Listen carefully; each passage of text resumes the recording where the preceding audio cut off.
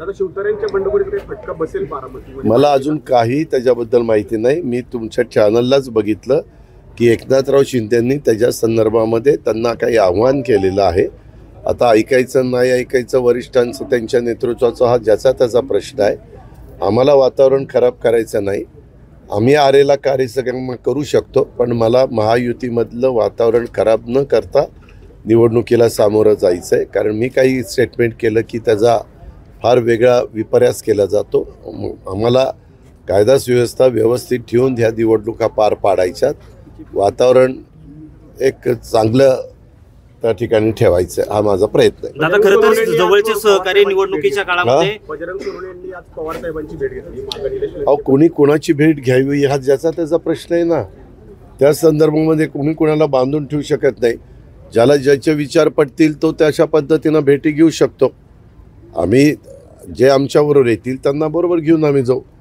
उमेदवारी घोषित व्हायला उशीर होतोय, अजून तिढा सुटलेला नाही का?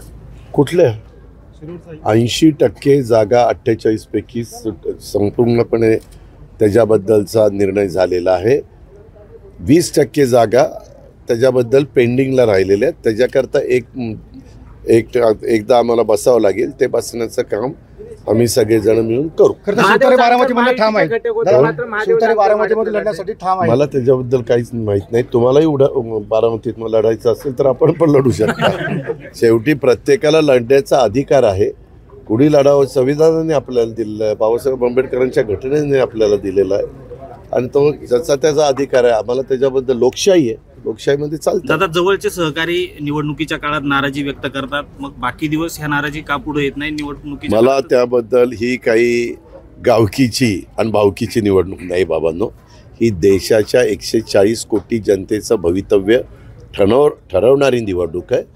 आपण त्या अँगलने ह्या निवडणुकीकडे बघू. म्हणजे मी तरी त्या अँगलने बघतो. आता मावळ लोकसभेत आता आक्रमक झाले आपला अजित पवार गट आणि ते म्हणतात की जर शिवतारे असं म्हणत असतील तर आम्ही प्रचार नाही करणार महायुतीचा. आम्ही सगळे बसून एकनाथराव शिंदे साहेब, मी, देवेंद्र फडणवीस, सुनील तटकरे, चंद्रशेखर बावनकुळे, आम्ही सगळे प्रमुख लोक बसू आणि त्याच्यामुळं व्यवस्थितपणे मार्ग काढू.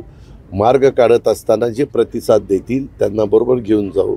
जे प्रतिसाद देणार नाही त्यांच्याबद्दलचं त्या पक्षाचे नेते निर्णय घेतील. महाराष्ट्रातील ताज्या बातम्यांसाठी बघत रहा टाइम्स टुडे 18 सोबतच शेअर करा, सबस्क्राईब करा आणि बेल आयकॉन प्रेस करा.